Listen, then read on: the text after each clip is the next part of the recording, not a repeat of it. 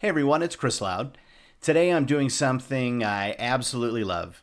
3 fast and fearless, intuitive abstract landscape paintings using acrylics. I did each with a 15 to 20 minute time limit, and I'm using the same color palette for all 3, but each painting will take on its own personality. And I did spend a few minutes the next day revisiting each and touching up a few areas. I'm starting with messy, layered backgrounds because that instantly builds texture and history and energy before I even think about composition. It's like giving the painting a backstory. I worked fast and I let the painting surprise me. So before we dive in, I want to give a big thank you to Barbara, Susan, and Sean for their recent Super Thanks donations. Your support truly helps me keep making these videos and sharing them all with you all. So thank you so much. So for colors, I chose one of each primary color pretty much at random. Naphtol Red for my red, Naples Yellow for my yellow, and Prussian Blue for my blue. Then I added a couple of extra blues. Winsor Blue, which is transparent and great for glazing, and Brilliant Blue, which is lighter and semi-opaque. I also kept cadmium yellow medium on hand in case I wanted a bit more vibrant punch. And then rounding it out with Mars Black and titanium white, and just a touch of magenta in the second painting. So I'm working with acrylic paint, layering both opaque and transparent colors to create depth. And at the end of the video, I'll show you the finished pieces along with some close-ups so you can see some of the details in each one. So for this first painting, I'm using a number 10 flat brush, a number 12 filbert brush, a 2-inch silicone color shaper, a palette knife, a white acrylic marker, which you can see I've already put down some marks with that. Also an inexpensive 1-inch angle brush, some charcoal, baby wipes, flat chisel, silicone shaper, and my hands. So I did a lot of finger painting in all 3. I find that once I get started using my hands to move and blend paint, it's really kind of hard for me to stop. So starting with a messy background, means we're never staring at a blank, intimidating white surface. The shapes and textures underneath give us something to respond to right away. And we're not going for perfection here. We're exploring and experimenting and just painting. This is all about discovery and letting the painting and our intuition lead the way. As I'm working here, I'm paying attention to how the different paints behave. So some really cover, and others let what's underneath show through. So, for example, Mars Black, Naples Yellow, and titanium white are fully opaque, so they'll blanket whatever's below it. Winsor Blue is transparent, so those underlayers still peek through, and then Brilliant Blue is semi-opaque, kind of a nice middle ground. So using both opaque and transparent paints is kind of like looking through a stained glass window. Some panes are bold and solid, while others let the light and the colors behind them kind of filter through. You can thin out opaque and semi-opaque paints with water or acrylic medium to get more transparency, but you'll lose some vibrancy and they can look a little milky. Of course, that that doesn't stop me.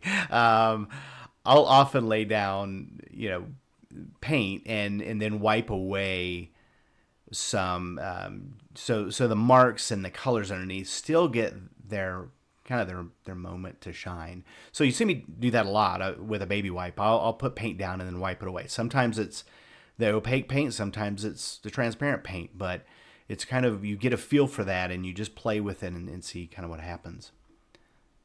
So this part of the process is pure play. No rules, no shoulds, just responding to what's in front of me. Kind of think of it as dancing with paint.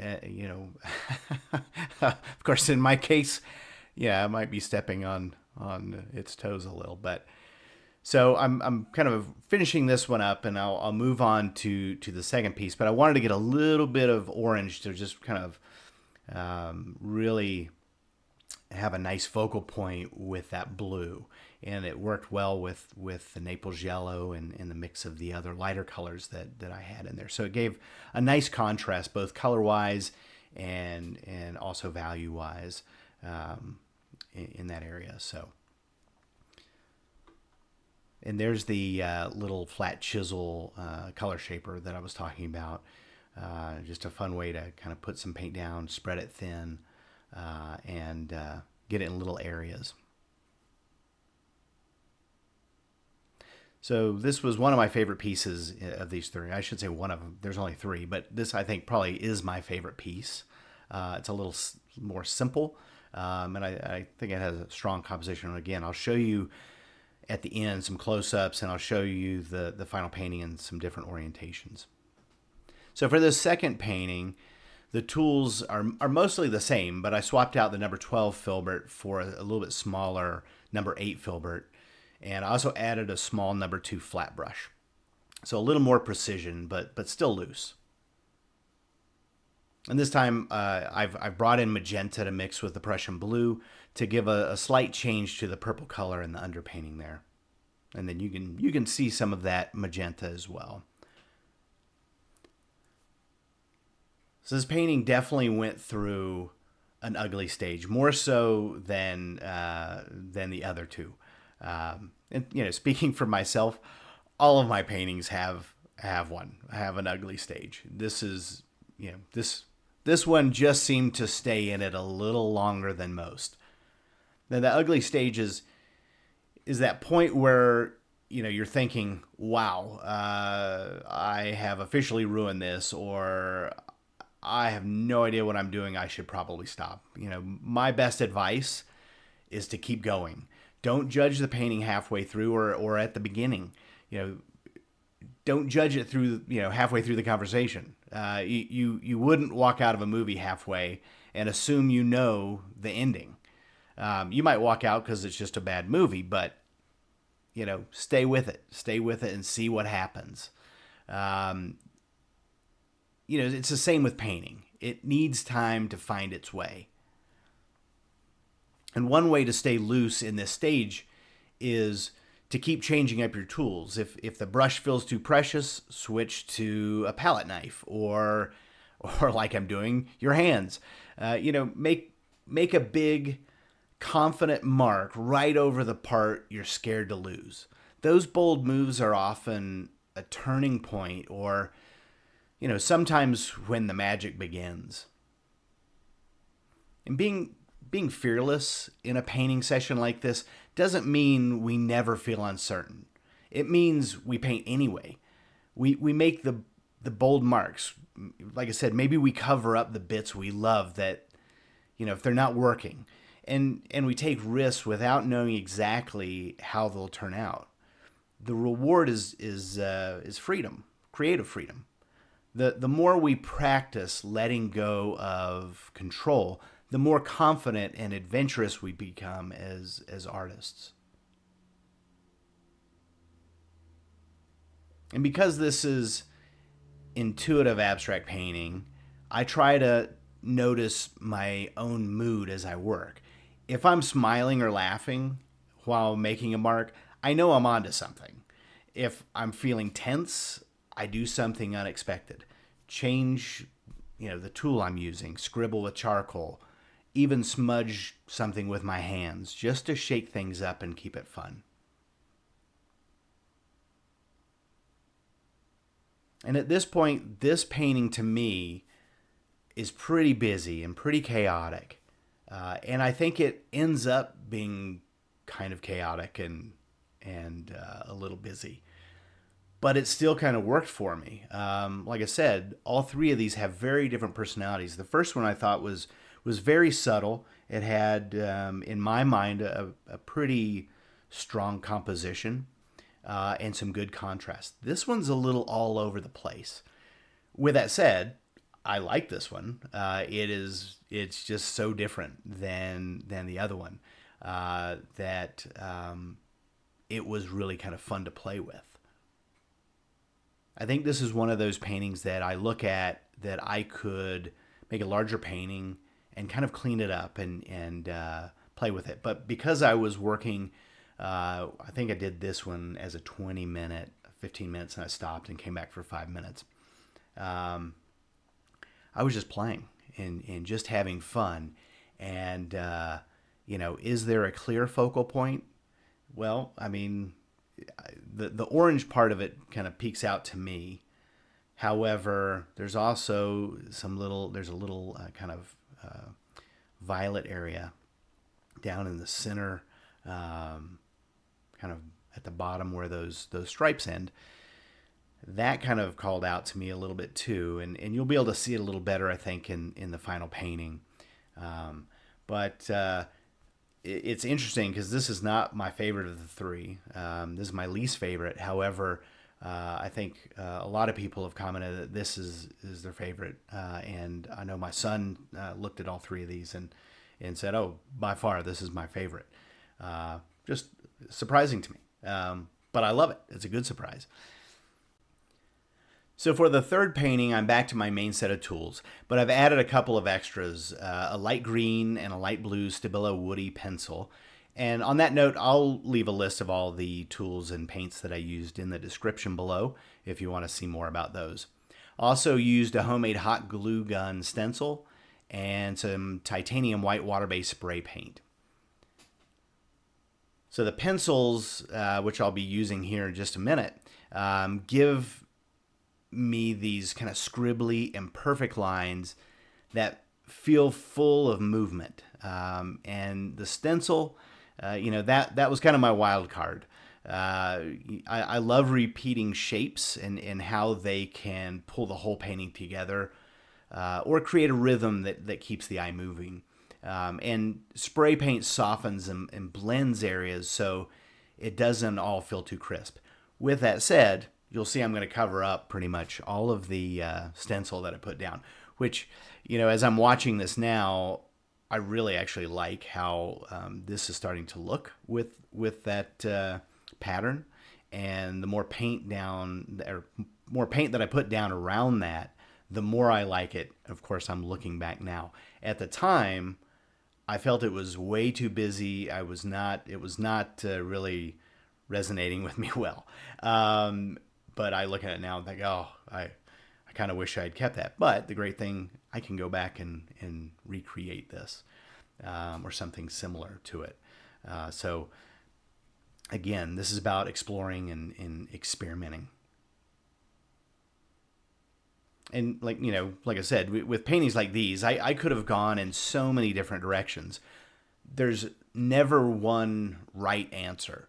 We could keep layering forever. Change the mood completely, or we could stop after 5 minutes. The real challenge is to choose the direction that feels right in the moment and commit to it. And for me, that's when a painting feels alive. It's like a kind of a snapshot of our decision at that exact time.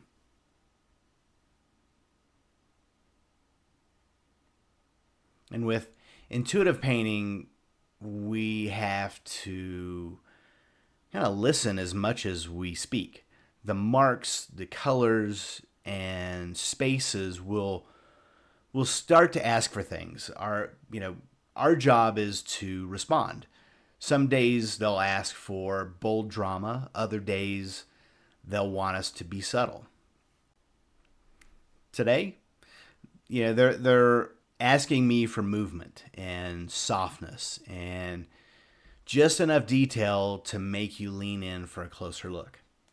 This particular painting, after the 15 minutes were over, I just kind of put it up on my shelf and I kept looking at it. It looked like a start of something, but I didn't love where it was. It was just, it was very, I don't want to say bland, but it was kind of bland. There was something there, but it needed more. And so that's what you're seeing now is when I came in the next day and started playing with it and looking for opportunities to add a little bit more interest, and still wasn't sure where I was headed with a focal point. I just was trying to interact with his painting.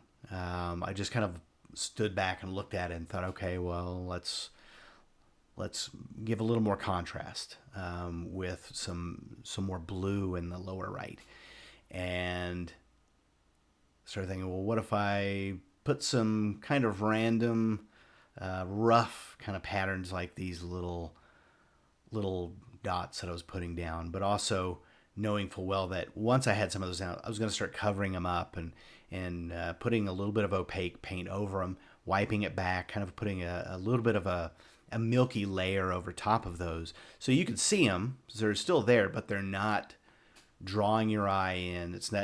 You're not competing to be the focal point. So because I've got so much blue, I started pulling in some orange, much like in the first painting, trying to develop a focal point. And again, I'm just playing at this point.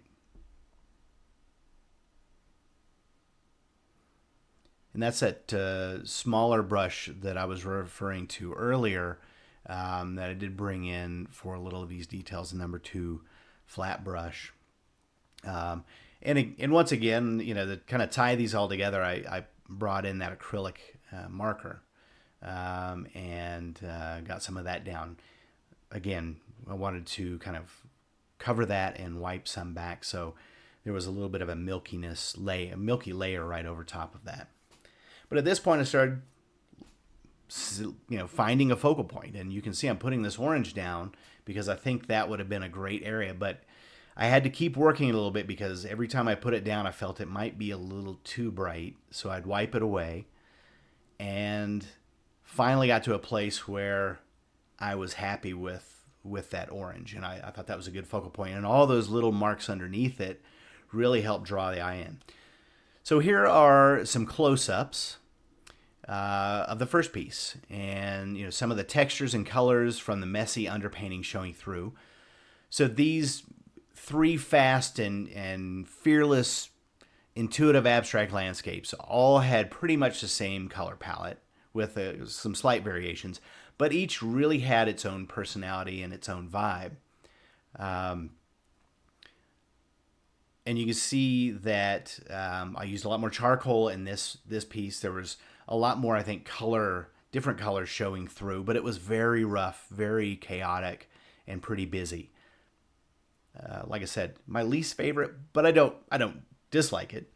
But I hope this inspires you to start messy and stay loose and trust your gut. Thanks again to Barbara and Susan and Sean for their super thanks donations. If you like this video, feel free to give it a thumbs up. If you'd like to see more videos like this, feel free to subscribe. And as always, if you have any feedback or questions, I'd love for you to leave me a comment.